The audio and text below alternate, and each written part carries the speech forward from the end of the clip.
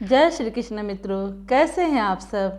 आशा है भगवान की असीम कृपा क्या जितने भी लोग इस वीडियो को देख रहे हैं उनके अंदर जो बैठे भगवान हैं, ईश्वर हैं, उन आत्माओं को मेरा कोटि कोटि नमन।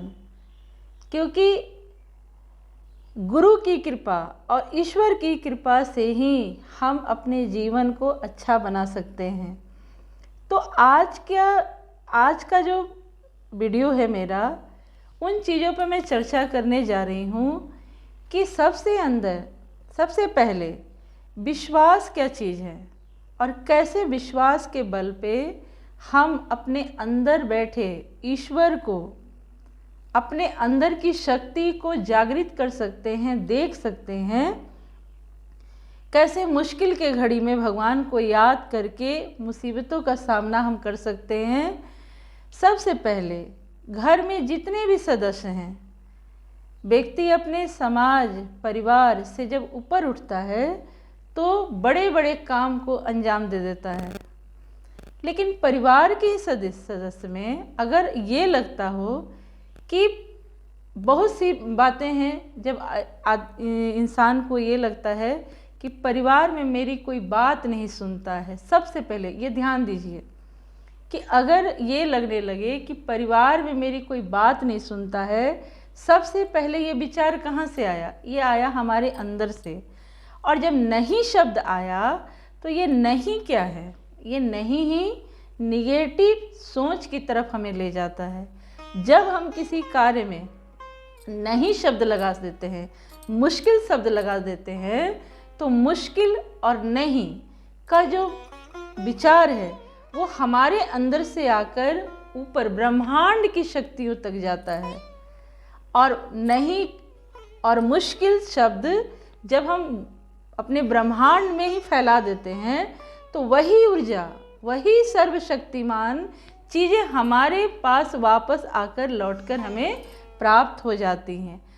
इसके लिए अगर बहुत ज़्यादा मन में उथल पुथल मच रहा हो और निगेटिविटी अंदर आ रहा हो, तो सबसे पहले हमेशा ये बात याद रखना है कि कम से कम घर का प्रत्येक सदस्य, अगर आपको ये लग रहा है कि मेरा कोई बात नहीं मान रहा है, तो सबसे पहले आप जिस भी अपने इष्ट की पूजा करते हैं, ईश्वर की पूजा करते हैं, उन पर प्रबल भरोसा रखें और अपने हाथों को, ये हमारा हुआ बायां हाथ कहते हैं कि अपना हाथ जगन्नाथ, तो ये हमारा कर्म का हाथ है और ये हमारा मेहनत का हाथ है। तो मेहनत वाले हाथ को कर्म वाले हाथ पर ले जाए, यानी कि बाएं हाथ को ये रखना है और इस हाथ से दाएं हाथ से ऐसे पकड़ना है और अपने हृदय के पास ले जाकर कहना है कि हे हनुमान जी, सब सुख लहे तुम्हारी शरणा, तुम रक्षक काहू को डरना। हे हनुमान जी, आप हमारे सदा साथ हैं। आपकी कृपा से मेरे जीवन में सब कुछ हमें प्राप्त होगा। आपका बहुत बहुत धन्यवाद।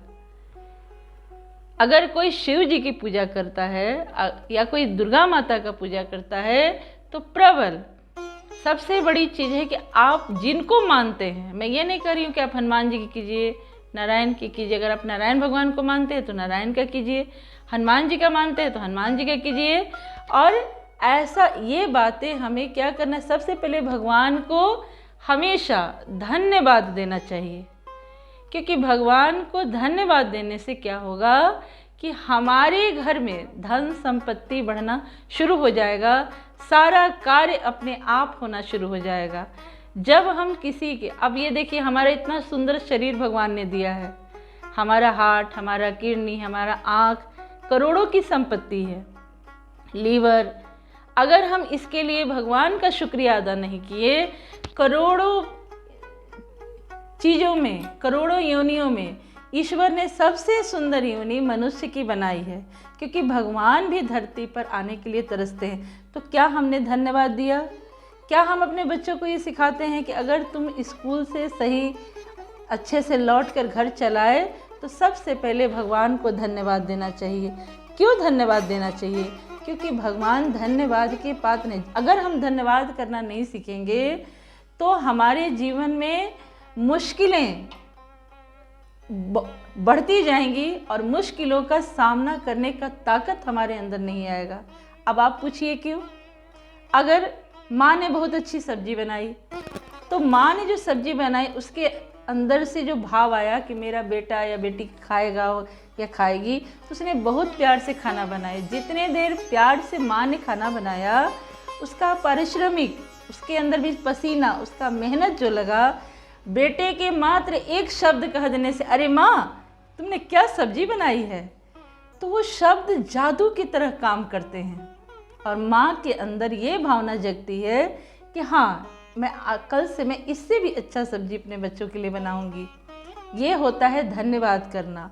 तो हमेशा जब भी किसी मुश्किल घड़ी में, किसी परेशानी की घड़ी में अगर कोई फंस जाए तो जिस भी इष्ट को मानते हैं आप शिव जी को मानते हैं तो शिव जी का नाम लीजिए, हनुमान जी को मानते हैं, मैं हनुमान जी को मानती हूँ, तो हनुमान जी सबसे पहले ये बाएं हाथ को रखेंगे यहाँ और इस दाएं हाथ को यहाँ रखेंगे और यहाँ रखकर अपने हृदय के पास ले जाकर बोलना है, सब सुख लहे तुम्हारी शरणा, तुम रक्षक काहू को डरना, अष्ट सिद्धि नव निधि के दाता, असवर दीन जानकी माता।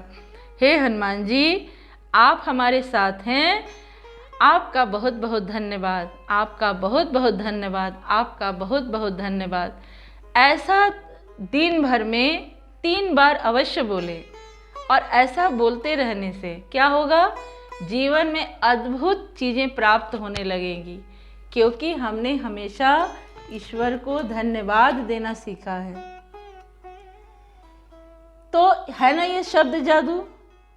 अगर हम अपने बच्चों को सिर्फ ये शब्द कह देते हैं कि मेरा बेटा तो बहुत नालायक है, तो ना में जैसे ही लायक लग गया, ना मतलब नहीं और लायक मतलब किसी लायक नहीं बनेगा, तो जो हम शब्द बोल रहे हैं वो शब्द ब्रह्मांड में गूंजेगा और यकीन मानिए वो शब्द आकर ही एक बार बीचों बीच हमारे खड़ा हो जाएगा, क्योंकि हमने अपने बच्चों के लिए यही बात बोला है।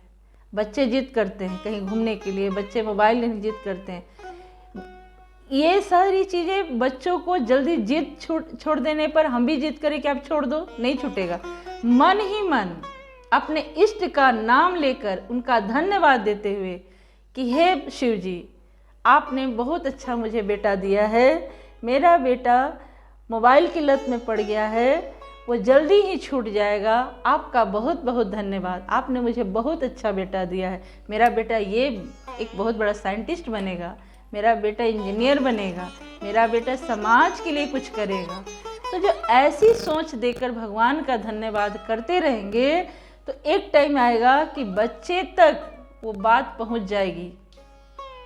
ये चमत्कार है, शब्द में बहुत जादू होते हैं और शब्द के माध्यम से कभी भी अपने बच्चों के लिए भी गलत शब्द का इस्तेमाल नहीं करना चाहिए। अपने लिए भी मैं पहले ही बता चुकी हूँ कि ये काम बहुत मुश्किल है, हमसे नहीं हो पाएगा, या मेरे घर का कोई बात नहीं सुनता है, मेरा तो कोई सुनता ही नहीं है। तो जब नहीं शब्द लगा दिए तो जो हम बोलते हैं वही हमारे पास रिटर्निंग के रूप में आएगा। आशा है आप जीवन की पॉजिटिव चीज़ को लेकर, क्योंकि जब हम निगेटिव सोचते हैं तो निगेटिव में क्या है, रोग है, दरिद्रता है, अंदर की परेशानी है, और जब हम पॉजिटिव सोचते नहीं ये भगवान की कृपा से हो जाएगा, तो वहाँ पर धर्म है, वहाँ पर खुशियाँ हैं, वहाँ पर जीवन में कुछ करने की स्थिति बनती है। आशा है आपको ये वीडियो अच्छा लगा हो तो लाइक करें, सब्सक्राइब करें। जय श्री कृष्ण मित्रों।